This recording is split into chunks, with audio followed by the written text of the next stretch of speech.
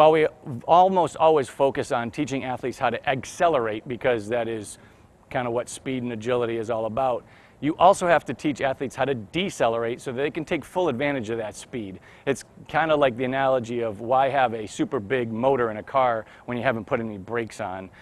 You want to make sure that athletes have brakes as well as a good gas pedal. So when you're teaching athletes how to decelerate, you can pick a line where they have to stop, or you can do games like red light, green light.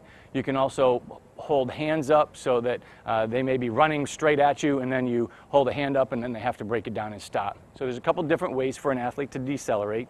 The most common way, in both of them, you're going to drop your center of gravity and your feet are going to be out in front of you a little bit. It's simple physics. If you're moving forward and you put something out in front of you, you're going to start to decelerate.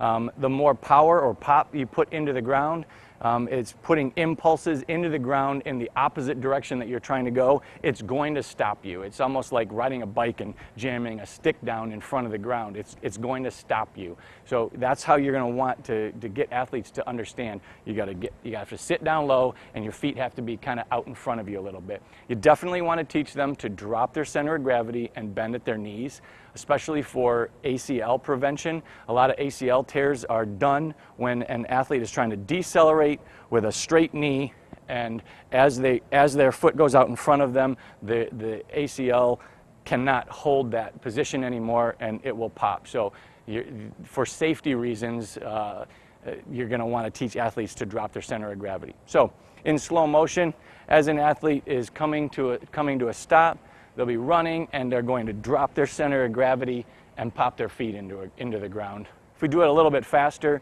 you can kind of see how you'll be accelerating and you just chop your feet.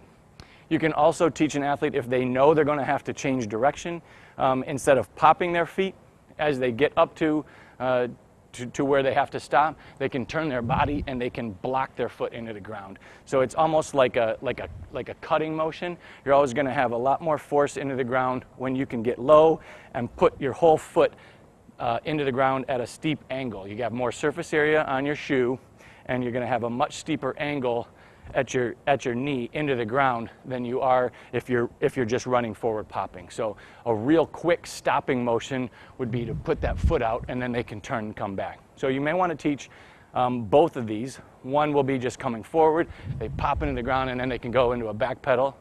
They can come forward and just stop, and maybe they look in one direction. Or you can teach athletes to decelerate and just lower their center of gravity and be ready for whatever comes next. So you can use all of these deceleration techniques, but make sure that one movement that you incorporate into all of your agility drills is the ability to decelerate after they're up to speed.